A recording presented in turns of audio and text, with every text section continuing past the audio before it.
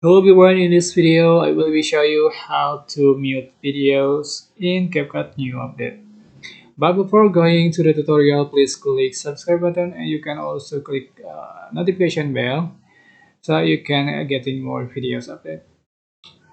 So just import that videos that you want to edit.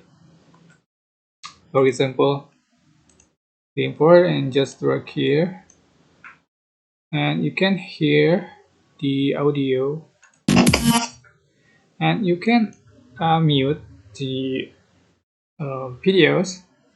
Just click this icon. Yes, mute clip audio. You can just click and you can uh, hear again and you can import. You can export. Click export button here.